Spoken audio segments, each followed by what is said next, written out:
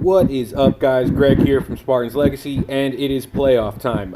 I brought in Grizz and Hex. You guys, but all of you guys know them. They've been on recaps before, but we have a very special guest today in Suie Ramos. I believe I pronounced that right. I have no fucking idea.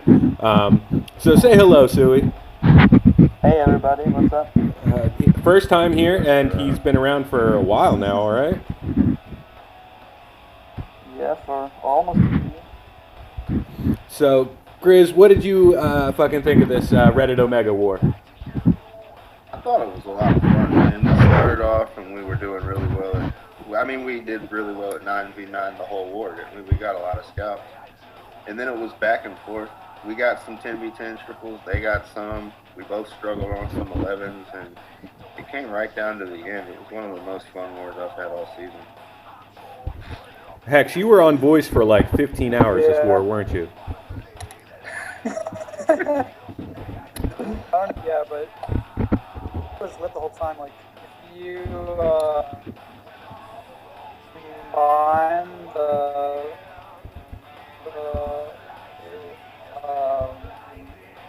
fun I've had, because it was really intense and it felt like it actually mattered. Like the last couple, there were not as high level competition, so the win didn't mean as much. But this one, it's in the playoffs and against a great opponent. It was a lot of fun. Yeah.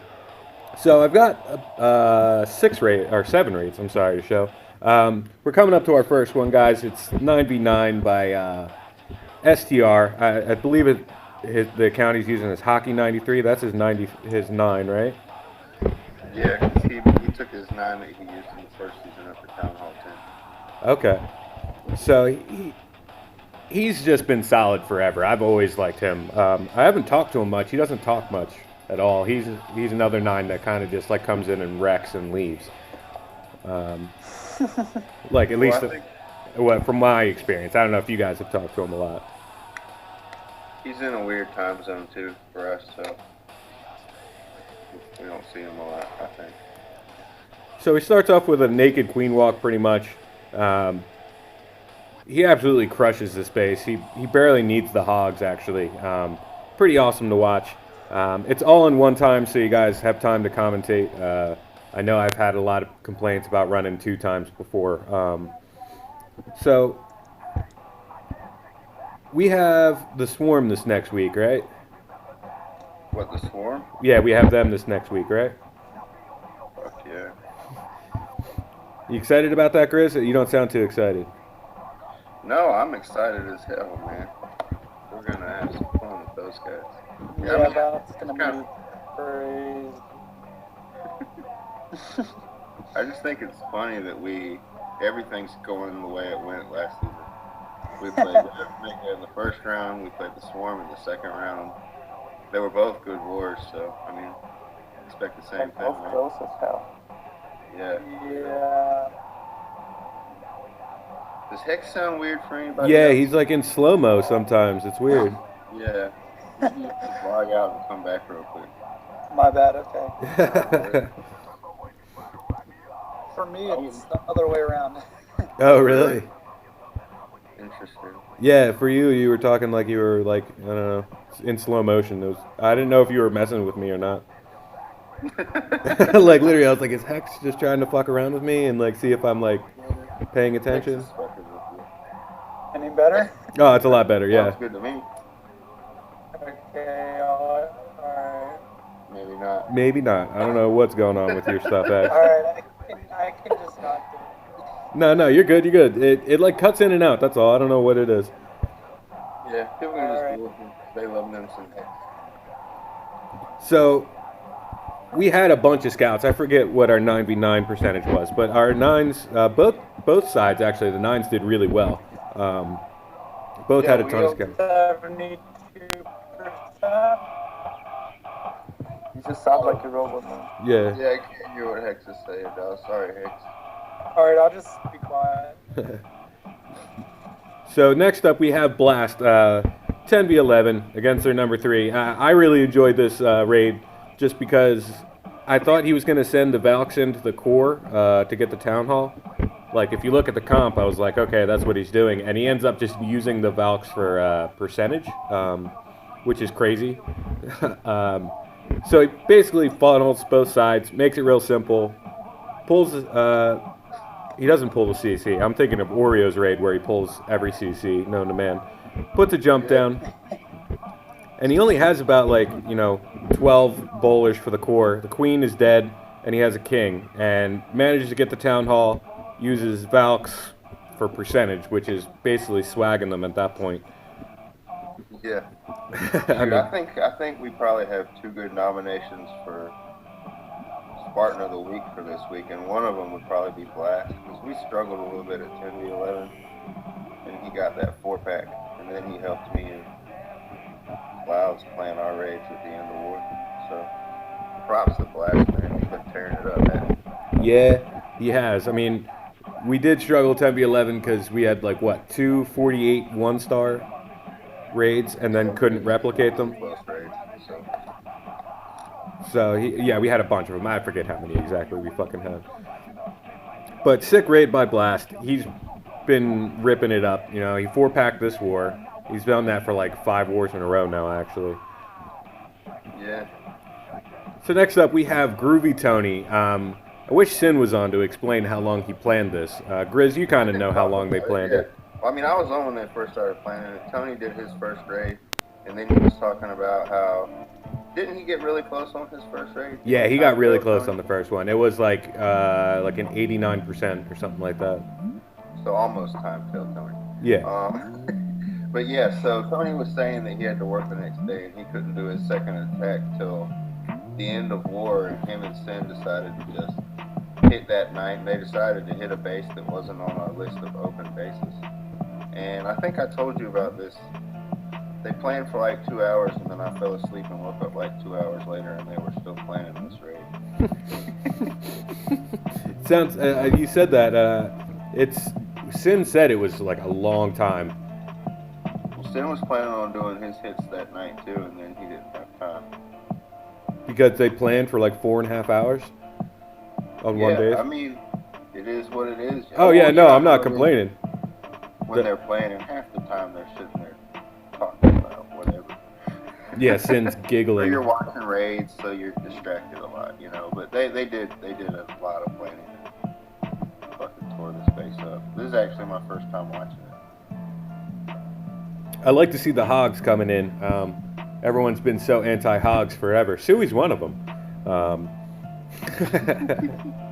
But I love to see some triples coming from hogs. I love it. I love it so much. So Queen walking right along. She got a ton of value. Got the Queen. Still going along. She still has a Queen ability as well. She's going to walk out here. And this was actually not part of the plan.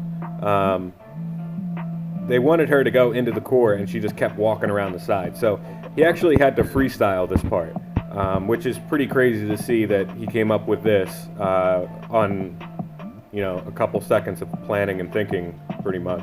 Well, he had Sin in there with him, too. Yeah. Sin definitely backed him up. You want to know something funny, though, that I just remembered? When they were planning this raid, they were sitting there, and they were like, man, I think that's enough. I think we've got it. If everything goes like this, we'll definitely have it. And then Tony's like, oh, shit, dude. We forgot about the CC. I can take 7 more hogs. I'm surprised Tony didn't bring more wall breakers. That's not a Tony raid unless there's 50 wall breakers. Yeah, but he kind of swagged them though, so that's alright. Yeah, swag wall breakers. We were joking around yesterday with this new update that he's going to bring a CC full of wall breakers. Yeah, one more level, that's cool. Yeah, another level. You can put, 17 of them in there, rage them up, open the whole base. Next up, we have Sig. I don't know how to pronounce his name, actually. The account name, Hugin, I don't fucking know. But, Sigurd? I think it's Sigurd. yeah, it's Sigurd, but his account name is something totally Last different. name in my head is Hugin. Hugin? They call it Huggin. Hugin, I guess. Huggin.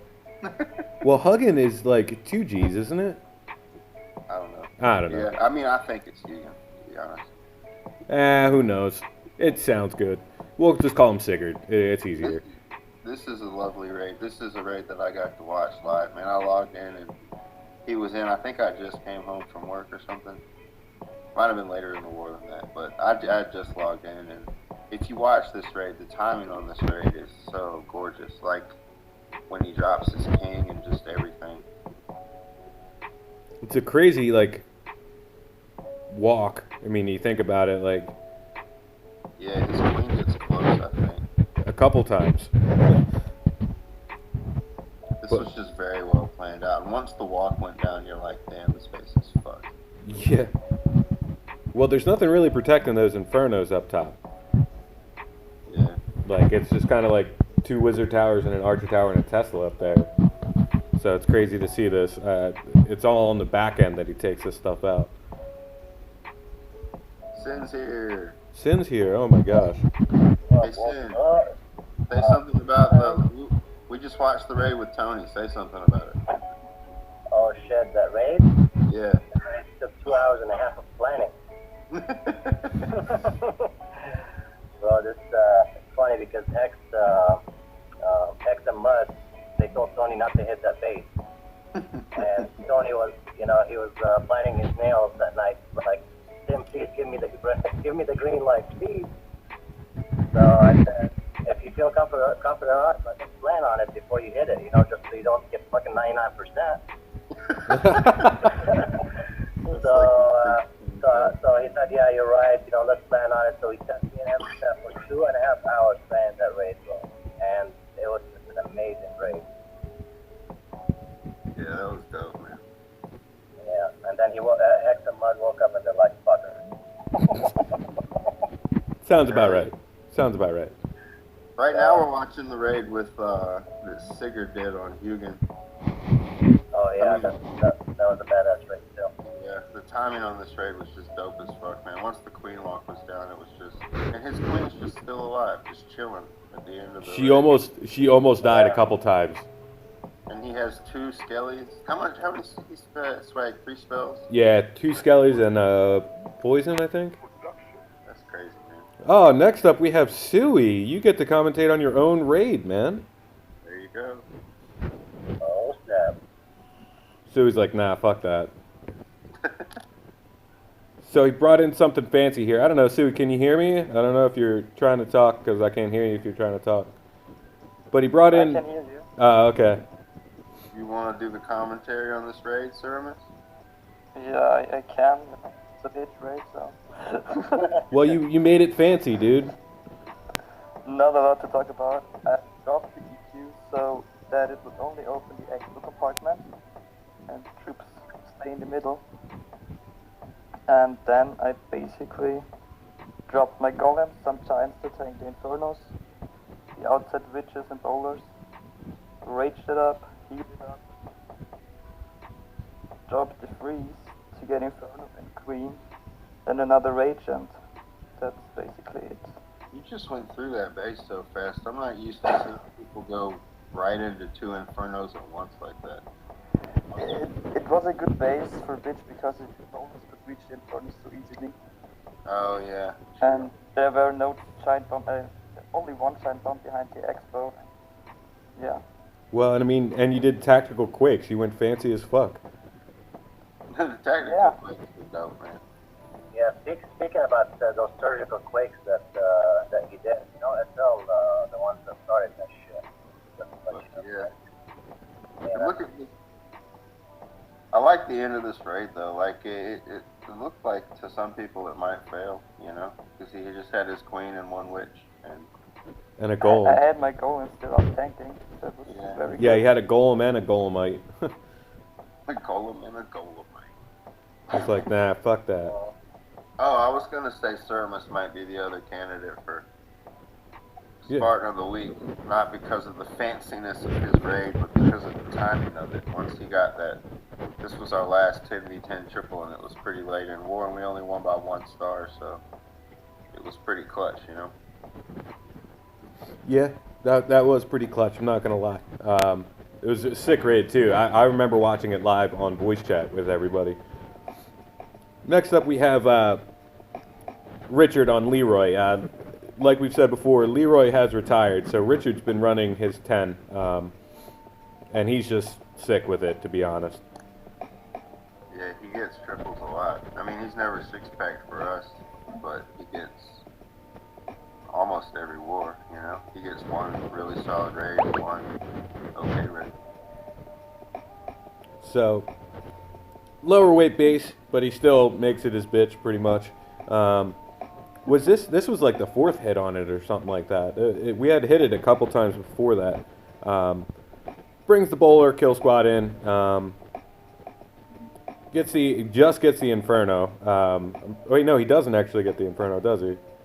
No, not at first, and then his king gets Okay, the king comes back and gets it. Okay. I couldn't remember, but he makes it look so easy with Lalo. I got nothing for it. Well, this war was funny as hell because we came out and we tripled like 2 or 3 95s on our first or second try. And then we took like 10 hits total to clear the lower weight bases that we were trying to clear. Yeah. Oh, yeah. Not that. I'm exaggerating like always, but it took us more hits to clear the weaker bases than the stronger bases. And we didn't even clear the lowest base, did we? No, we didn't. It was embarrassing. Number 21 was the base we didn't clear, yeah. And we hit it like 7 times? No, it's not 7, but... Was that their 91? Did we not clear their 91, but we cleared a bunch of 95s? Yeah. That's funny. We tried a lot of stress on it too. That's what, you know. Went with hogs, dragons, baby dragons. Is this the last raid, or is there another raid? We have one more. It's an 11v10. Yeah. I wanted to show showing all the different facets of the game with the 10v11, and it sucks for people in the clan if they don't think they can. Only the 10v10s are going to be on the video. Yeah. I just wanted to show off another Richard hit, just because he was the last hit of the war, and we needed 1 star to like win. It didn't matter how he got it. We just needed 1 star, and everyone all of a sudden started like freaking out. Like, well, we need to be tactical about this. Like, we need to think about this and like that. And then he was just in. No, like there was no fucking thought process. So.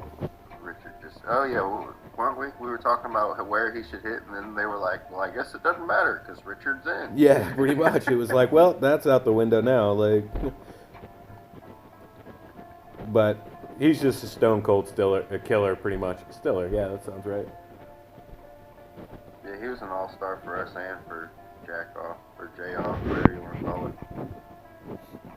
I keep forgetting he's in other clans. Well, he's just in his one other clan in Premier League. Yeah. So. It's crazy, though. He was a We Are Spartans guy, right?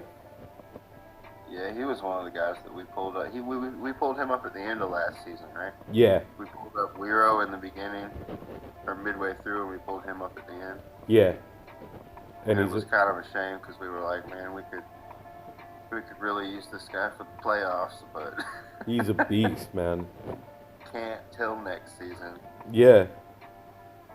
Then he just comes through and wrecks the rest of the space, right? Yeah. I mean, he's one of the guys that I would put up there with for the 11v11 triples against almost anybody. He's pretty awesome. Oh yeah. Everyone's always on about, like, you know, these other guys who 11v11. They haven't seen Richard much, so I think we need to work on that. So. Well, Megan is pretty dope. Yeah, Megan is. I'm not saying anything about her like that. I'm just saying Richard doesn't get the credit. All right, so Swarm next week, going to be a big matchup. All right, guys, I know I had some audio problems. The video's about to end. I'm going to fix it for next week, but thanks for tuning in. And as always, this is Sparta. Now fuck off.